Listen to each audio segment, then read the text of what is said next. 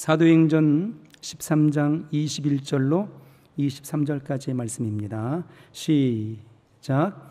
그 후에 저희가 왕을 구하거늘 하나님이 베냐민 지파 사람 기스의 아들 사울을 40년간 주셨다가 패하시고 다윗을 왕으로 세우시고 증거하여 가라사대 내가 이새의 아들 다윗을 만나니 내 마음에 합한 사람이라 내 뜻을 다 이루게 하리라 하시더니 하나님이 약속하신 대로 이 사람의 씨에서 이스라엘을 위하여 구주를 세우셨으니 곧 예수라. 자, 우리 36절도 우리 한번 다 같이 한번 합독하겠습니다. 36절 시작. 다윗은 당시에 하나님의 뜻을 쫓아 섬기다가 잠들어 그 조상들과 함께 묻혀 썩음을 당하였으되. 아멘. 지난주 금요일에는 다윗의 중심을 보시는 그 하나님, 그 중심의 마음을 한번 되짚어보는 그런 시간을 가졌었습니다. 오늘은 조금 더 진일보하여서 하나님이 보셨던 그 다윗의 중심의 마음은 어떤 거였을까? 그래서 오늘 본문에 말씀하시는 것처럼 이새의 아들 다윗을 보니 이는 내 마음에 합한 자라 하였던 것처럼 그 다윗이 어떤 마음이었기에 하나님 마음에 합하였을까? 라는 그 다윗의 합한 마음, 하나님을 향한 합당한 그 마음을 조금 더 들여다 보려고 합니다. 지난주 시간에 열심으로 이제 말씀을 전하고 내 딴에는 그래도 하나님께서 사용해 주셔서 감사합니다 하고 이제 제 목회에 큰 도움을 주는 자식 중에 딸아이가 하나 있어요. 같이 찬양하잖아요. 차를 타고 집에를 가는데 이 딸이 그래요. 아빠, 오늘 말씀에 은혜는 받았는데 설교 중에 틀린 게 있더라. 아니, 뭐가 틀렸는데 저는 도무지 생각이 안 나는 거예요. 그랬더니 제가 이제 다윗과 블레셋의 골리앗 장군의 이야기를 했잖아요. 그런데 블레셋의 골리앗이라고 말하지 않냐고 삼손이라고 했나 봐요. 그랬더니 아빠, 그게 블레셋의 골리앗 장군 아니야? 삼손이라고 하니까 사람들이 다 이상하게 생각하던데 라고 그랬어요. 그래서 혹시나 제가 그랬나 싶어서 이 집사람한테 물어봤어요. 내가 그랬어? 그랬더니 우리 집사람, 난 잘 모르겠는데? 그때 생각이 드는 겁니다. 어떤 사람은 설교를 들을 때 저 인간 틀린 게 있나 없나 라고 그렇게 집중하여서 듣는 사람도 있고, 어떤 사람은 그저 주여 내게 은혜 베풀어 주옵소서 하고 마음을 열어놓고 전심으로 다하는 분도 있지 않나라는 생각을 하게 되었습니다. 혹여 정말 이렇게 달려가다 보니까 시간은 한정되어 있거든요. 이제 막 달려가게 되는데 그러다 보니까 이제 조금 틀리더라도 장절이 틀릴 수도 있잖아요. 목사가 모르고 저런다고 그러지 마시고 이해해 주시면 감사하겠습니다. 우리가 인생을 살아가지 않습니까? 삶을 살아가는데 사회공동체 속에 살아가게 되는데 그 사람이 살아가는 모습들 속에 세 군상의 모습이 있답니다. 세 부류의 사람들이 있는데 잘 아시는 내용이긴 하지만 한번 곱씹어서 들었으면 좋겠습니다. 세 부류의 사람 중에 첫 번째 부류는 이런 사람입니다. 이 공동체 속에 꼭 필요한 사람이에요. 또 한 사람은 있으나 마나한 사람이라는 얘기입니다. 그리고 마지막 한 사람은 있으면 안 되는 사람이라는 얘기입니다. 꼭 이 세 부류 속으로 모든 것을 다 통칭하여 우리의 인생을 다 대변할 수는 없겠지만 이 대변의 역사가 곰곰이 들여다보게 되면 무척 우리를 고민하게 합니다. 생각하게 하는 거죠.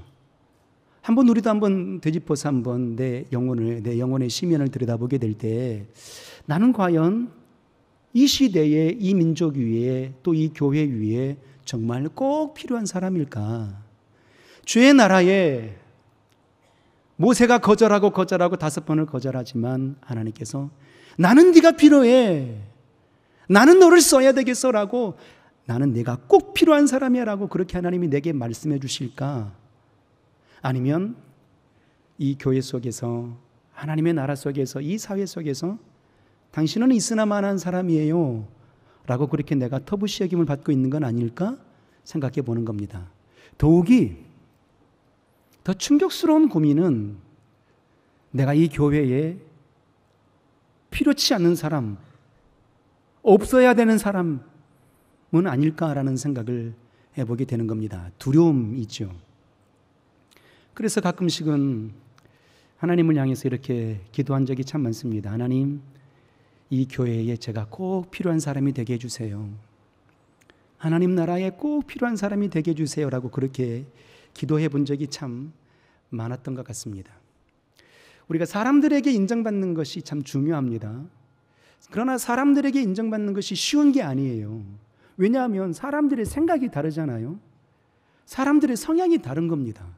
어떤 사람들은 빨간색을 좋아하는데 어떤 사람들은 검정색을 좋아하거든요. 그러니까 그 검정색과 빨간색을 다 만족시킬 수가 없는 겁니다. 그러므로 모든 사람들에게 꼭 필요한 사람이 되는 것, 모든 사람들에게 합당한 사람이 되는 것 정말 힘들고 어려운 분량입니다. 그런데 어찌하여서 말이죠, 우리가 사람들 앞에 인정받았다 할지라도 우리는 누구입니까? 하나님을 믿는 그리스도인들이잖아요. 예수를 믿는 그리스도인들이라는 겁니다. 그러면 우리가 사람들에게는 정말 합당한 사람이라고 인정을 받을지 몰라도 당신은 꼭 필요한 사람입니다라고 공동체 속에서 그렇게 붙들림 받는 인생이 되었다 할지라도 하나님 나라에 난 내가 필요 없어라고 그렇게 하나님이 무시하신다면 어찌 되겠습니까? 그건 우리 영혼의 절망 아니겠습니까? 그래서 우리가 비록 사람들에게는 인정받지 못하고 사람들에게는 합당히 여김을 받지 못한다 할지라도 먼저 된 것은 우리 하나님 앞에 합당하게 여김을 받아야 된다 이 말입니다. 주의 마음에 합한 심령이 되어야 된다라는 얘기입니다. 마치 모세에게 하신 말씀처럼 나는 네가 필요해. 나는 너 없이는 내 일을 할 수 없어 라고 말씀하시는 역사가 우리의 삶 가운데 펼쳐지기를 주의 이름으로 소원합니다.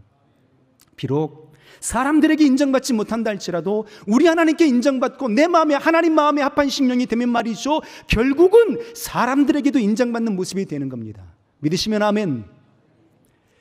옛 조상들도요, 하나님을 모르던 그때의 그 시절에도 말이죠, 우리 조상들이 꿈꿨던 오복이 있었습니다. 5가지의 복을 그렇게 소원했거든요. 잘 아시는 바와 같이 오복 중에 가장 먼저 나오는 복이 뭡니까? 목숨이거든요. 오래 살았으면 좋겠다. 그래서 오래 살면 복이라고 여겼어요. 근데 오래 사는데 가난하게 살면 복이 아니잖아요. 그래서 부하게 살아가야 되는 겁니다. 부였어요. 부하게 살아가면 복이다 이렇게 여겼던 겁니다. 그리고 이제 세 번째는 강령이거든요. 심신이 마음과 육체가 강건해 살아야지. 아무리 부자로 살아도 마음과 육체가 강건치 못하면 그게 온전한 복이라고 여기지 않았던 겁니다. 그런데 이제 네 번째 복이 있습니다. 유호덕이에요. 덕을 좋아하고 덕을 끼치기를 좋아하는 사람, 덕을 끼치는 사람으로 살아가기를, 살아가는 그 역사의 모습을 복 있는 사람이다 이렇게 여겼던 겁니다. 그러면 덕을 좋아하고 덕을 끼친다라는 의미는 뭐겠습니까? 선한 영향력을 끼친다라는 의미예요. 그러니까 우리의 조상들도 말이죠, 하나님을 알지 못하던 그때 그 시절에 우리 조상들도 모든 사람들에게 인정받고자 원함이 복인 줄 알았던 겁니다. 덕을 끼치게 되면 모든 사람들이 나를 존경하게 되고, 덕을 끼치게 되면 모든 사람들이 나를 좋아하고, 덕을 끼치게 되면 모든 사람들에게 선한 영향력을 끼칠 수 있는 것이 바로 복된 삶인 줄 알았던 겁니다.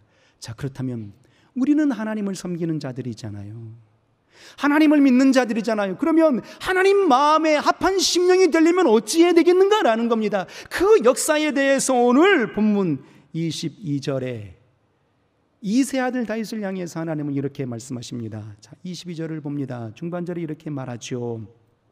패하시고 다윗을 왕으로 세우시고 증거하여 가라사대 내가 이세 아들 다윗을 만나니 내 마음에 어떤 사람이라? 합한 사람이라. 그 뒤에 이어서 한번 볼까요? 뭐라고 말씀하시는지. 내 마음에 합한 사람이라 내 뜻을 다 이루게 하시더니 라고 말씀하시는 겁니다. 얼마나 축복의 메시지입니까? 얼마나 감동스러운 말씀입니까? 이세 아들 다윗을 보니 내가 사울왕을 패하고 내가 새로운 왕을 세울 것인데 그건 바로 이세 아들 8번째 아들 다윗이다. 그 다윗을 내가 보니 내 마음에 합한 사람이라. 그러므로 나는 그의 다윗을 통해서 내 모든 뜻을 다 이룰 것이야 라고 말씀해 주시는 겁니다. 최고의 찬사입니다. 이보다 더 큰 축복이 어디 있겠습니까? 그런데 우리가 중요하게 여길 것은 말이죠, 다윗이 도대체 어떤 마음이었기에 하나님 마음에 쑥 들어오는 인생이 되었을까 하는 얘기입니다. 어떤 삶을 살아냈기에, 그 마음의 중심은 어떤 마음이었기에 도대체 하나님이 보시고 그냥 그렇게 마음에 쏙 들어온 삶이 되었을까 하는 얘기입니다. 한번 여러분에게 묻고 싶습니다. 하나님이 우리를 보신다면 난 너 없으면 못 살겠어 이렇게 말씀하실까요? 야, 너 좀 잘해라 라고 말씀하실까요? 제 영혼을 들여다보게 되면 후자일 것 같습니다. 그저 아낌없이 사랑해 주시고 아낌없이 모든 것을 다 주었는데 주의 뜻 가운데 제대로 나아가지 못하니까 좀 잘해라 라고 채근하실 것 같은 생각이 듭니다. 그런데 다윗은 하나님 마음에 합한 사람이었다라는 얘기입니다. 자, 그러면 도대체 다윗이 하나님 마음에 합한 그 마음에 되었던 것, 주의 마음에 쑥 들어온 인생이 되었던 그 근간의 역사는 무엇일까 하는 얘기입니다. 이 역사를 우리가 들여다보고 싶은 거예요.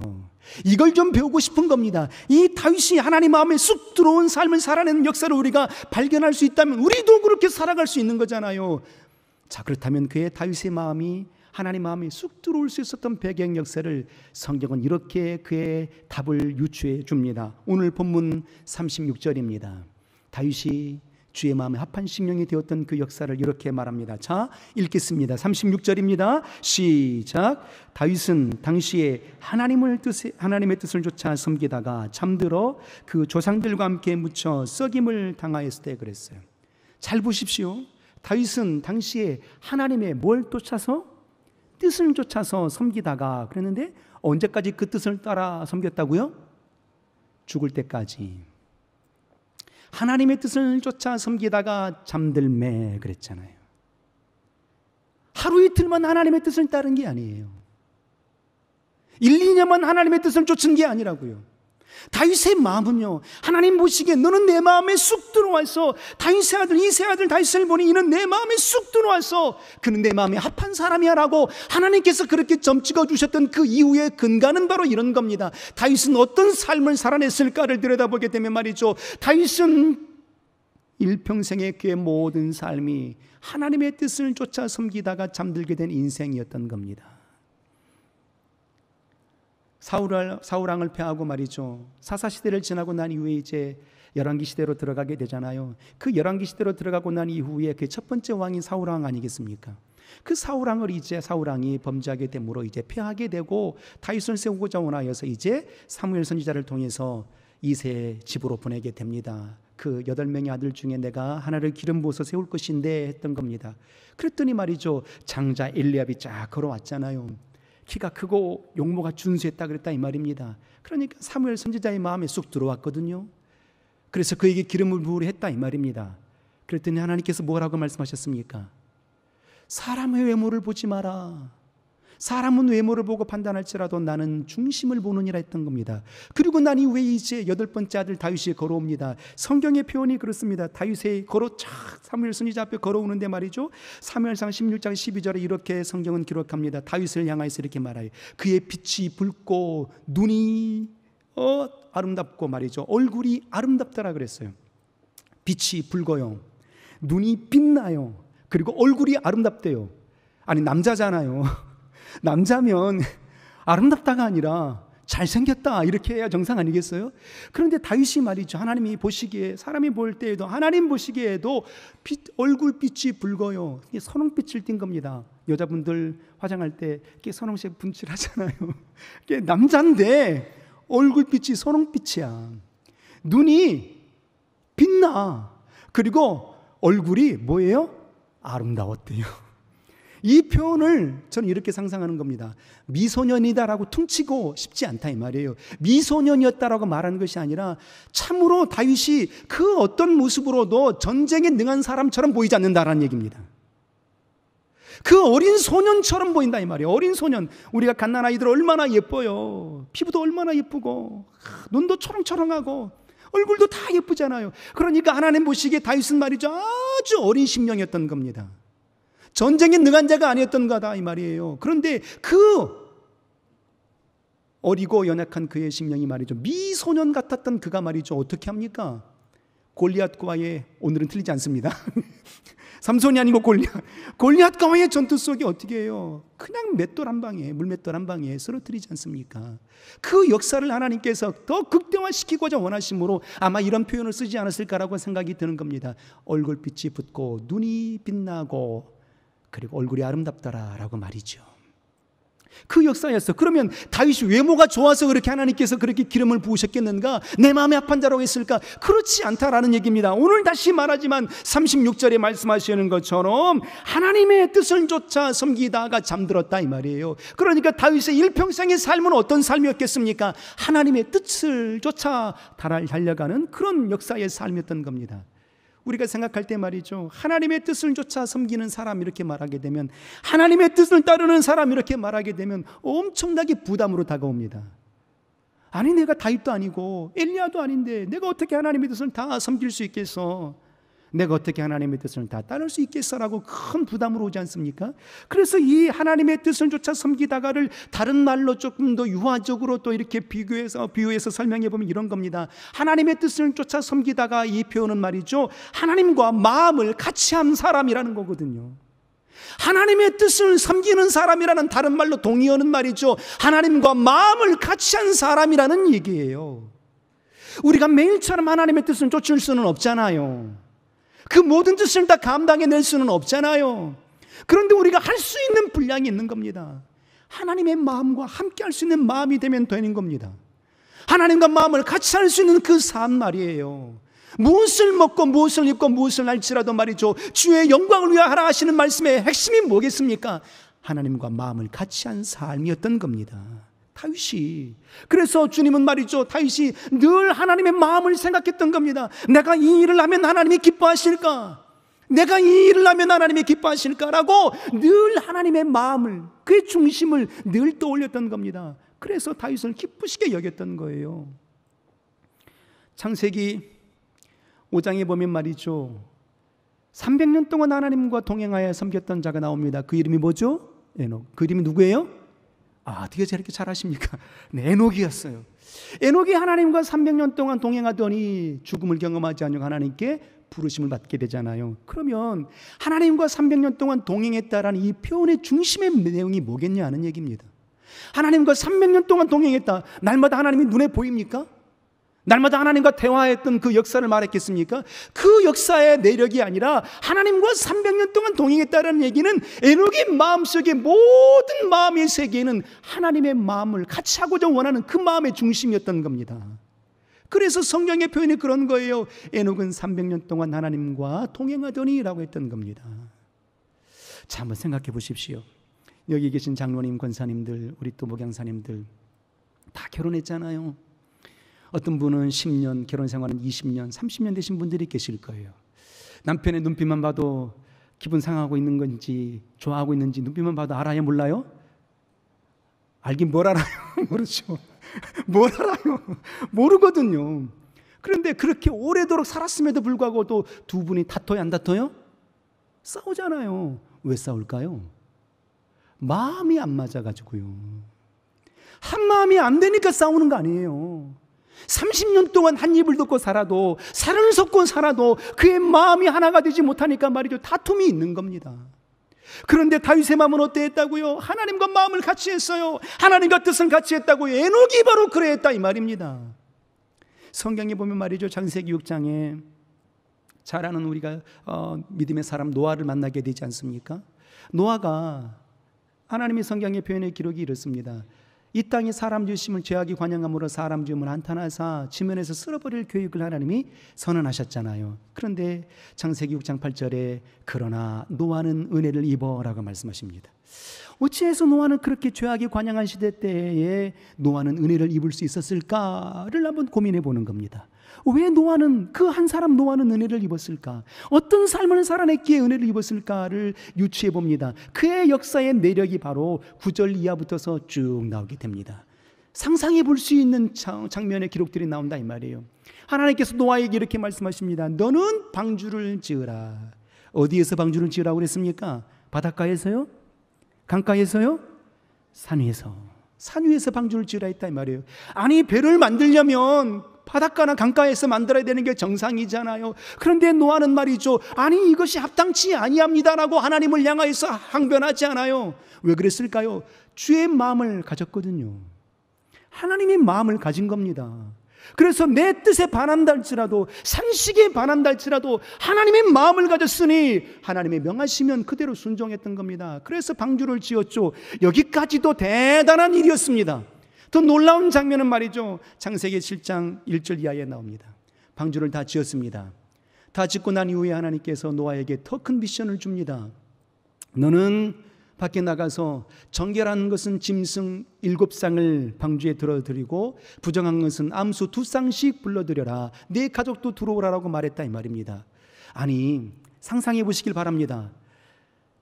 동물들을 그 방주 안에, 방주를 짓는 것도 어려웠는데 동물들이 한두 마리가 아니고 말이죠, 그 정결한 것은 몇 쌍?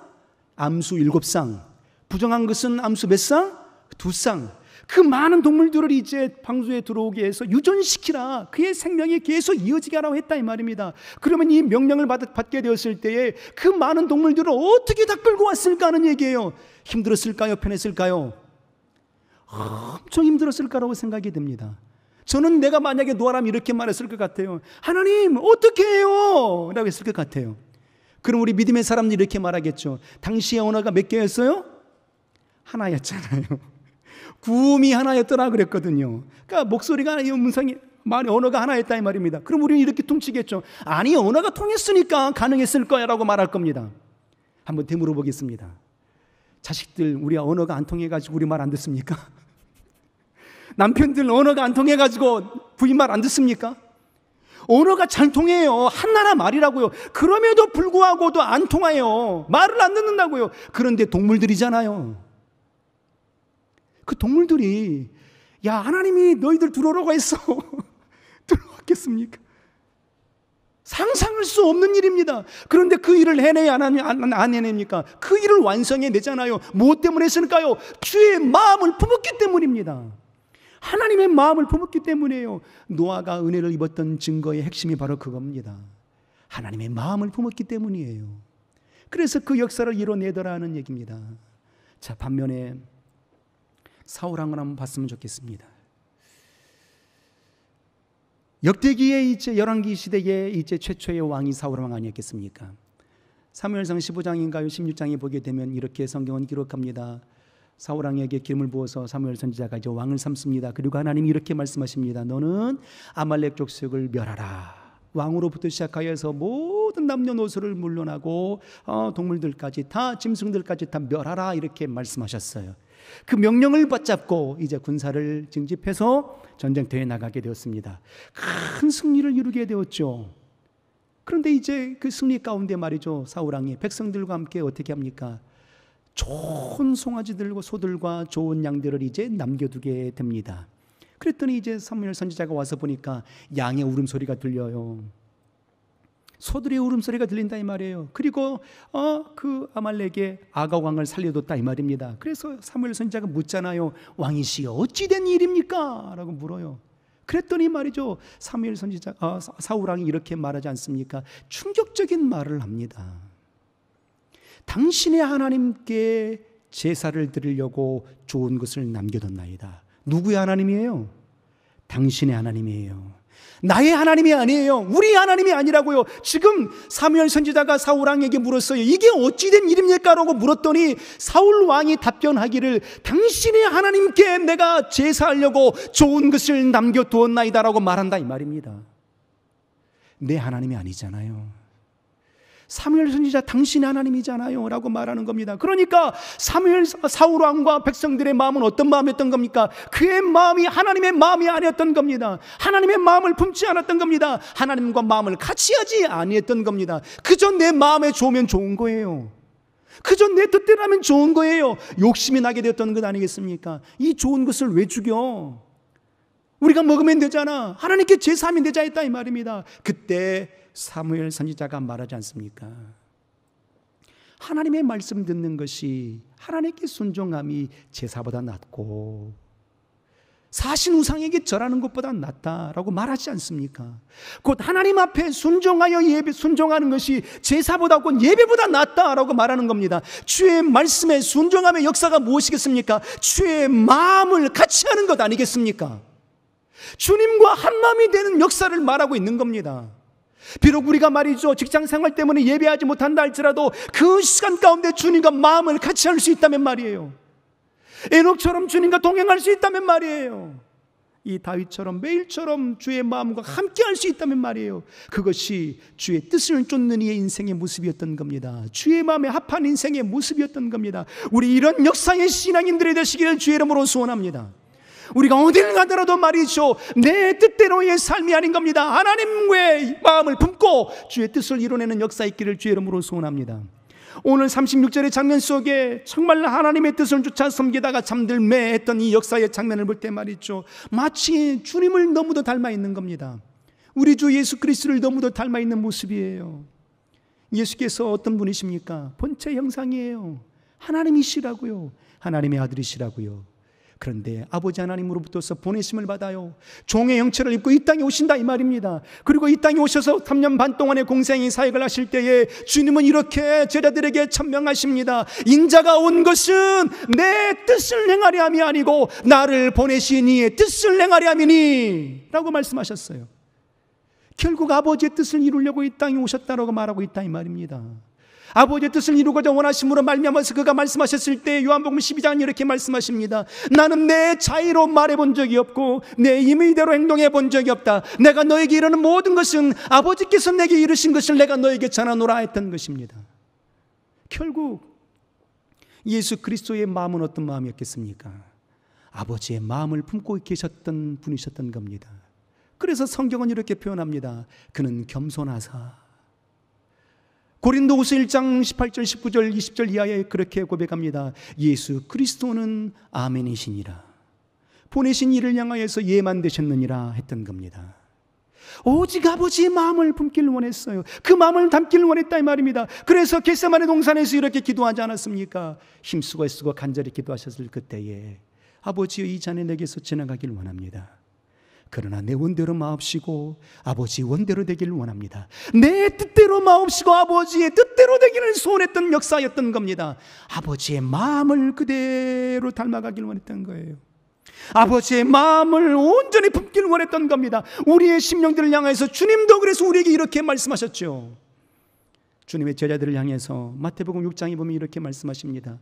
어느 날 제자들이 예수께 오셔서 이렇게 말합니다. 우리에게도 기도를 가르쳐 주소서였어요. 그래서 주님이 제자들에게 주기도문을 가르쳐 주시잖아요. 그 주기도문의 내용의 맥락이 어떤 맥락입니까? 아버지의 뜻이 하늘에서 이루어진 것 같이 땅에서도 이루어지이다라고 가르쳐 주지 않았겠습니까? 아버지의 뜻이 하늘에서 이루어진 것 같이 땅에서도 이루어지이다. 하나님의 뜻이 하늘에서 이루어진 것 같이 땅에서 이루어진다. 그 땅이 누구겠습니까? 우리의 영혼이에요. 우리의 영혼 가운데 하나님의 뜻이 이 땅에서도 이루어지길 원합니다. 그러면 그 뜻이 뭐겠냐 이 말이에요. 하나님의 마음을 품는 이가 되게 하소서라고 기도를 가르쳐 주셨던 겁니다. 내 마음을 품는 이가 아니에요. 하나님의 마음을 품어낼 수 있는 존재, 하나님의 뜻을 이루어낼 수 있는 존재, 그것이 바로 다윗의 삶이었고 우리의 삶이 되길 소원합니다. 그런데 말이죠, 사울왕처럼 말이죠, 내가 좋아하는 대로 내가 원하는 대로의 삶을 살아가게 된다면 결국 어찌 되겠습니까? 버림받게 되지 않았겠습니까? 그러므로 우리의 범사의 우리의 모든 삶은 하나님의 뜻을 쫓아가는 인생, 하나님의 마음을 담아낼 수 있는 아름다운 인생이 되길 주의 이름으로 소원합니다. 그리고 다시 다윗을 보니 내 마음에 합한 자라라고 말씀하셨던 그 연유의 배경을 또 한 가지 또 우리가 알아볼 수 있는 장면이 나오게 되는데 말이에요. 다윗이 그렇게 하나님 마음에 합한 심령이었다 할지라도 완벽한 삶을 살아내지는 않았잖아요. 어느 날 왕이 되고 말이죠, 평온의 시절 때에 성루를 걷습니다. 그런데 아리따운 여인이 목욕을 하고 있어요. 달빛이 비춰지고 그의 시술의 영상이 보이는 겁니다. 그랬더니 다윗이 말이죠, 흑심을 품기 시작합니다. 그래서 어떻게 합니까? 우리아 안에 밧세바였잖아요. 남편이 있는 여인이었다 이 말입니다. 그런데 그를 범하게 됩니다. 간음죄를 범하게 되죠. 어느 날 그의 여인이 말이죠, 나 임신했어요 라고 말하는 거예요. 이제 남편에게 이제 그의 신하가 알게 됐잖아요. 소문나게 생겼다 이 말입니다. 완벽한 범죄를 꿈꿨죠. 그래서 이제 우리아를 가장 최전선의 전쟁의 최전선에 앞서 내어서 그를 죽이게 하라고 명한다 이 말입니다. 살인죄를 범하는 모습도 범하게 됩니다. 누가요? 하나님 마음에 합한 심령이라고 부름받았던 그가 말입니다. 간음죄를 범하고 살인죄를 범했다 이 말이에요. 그때 사무엘하 12장이 말이죠, 나단 선지자를 다윗에게 보냅니다. 나단 선지자가 다윗에게 이렇게 말하잖아요. 한 성에 큰 부자가 있고 큰 부자에게는 많은 소들과 양들이 많았다. 가난한 사람이 있었는데 그 가난한 사람은 자기 돈으로 산 양 새끼 한 마리가 있어서 자기 딸처럼 같이 먹고 같이 잠을 잤다. 그런데 어느 날 큰 부자에게 손님이 찾아왔는데 그 손님에게 접대할 때에 자기 것으로 하지 아니하고 가난한 자의 것을 빼앗아와서 접대를 했다라고 말합니다. 그랬더니 다윗이 뭐라고 얘기합니까? 아주 분개한 음성으로 그가 죽어야 마땅하도다. 그리고 사비를 갚아줘야 하리라라고 말한다 이 말이에요. 그때 나단 선지자가 다윗을 향해 뭐라고 말합니까? 당신이 그 사람이라. 그 음성을 들었을 때 다윗이 어찌합니까? 내가 왕인데 부끄러운 일이 어디 있으며 내가 왕인데 못할 일이 어디 있나 라고 그렇게 그의 나단 선지자를 책망할 법도 한데 바로 그의 말씀 앞에 어찌합니까? 우리 하나님 앞에 무릎 꿇고 굳건해지는 겁니다. 내가 여호와께 범죄하였나이다. 그 모습이 어떤 모습입니까? 진실한 회개의 문을 통과했던 역사의 모습이었던 겁니다.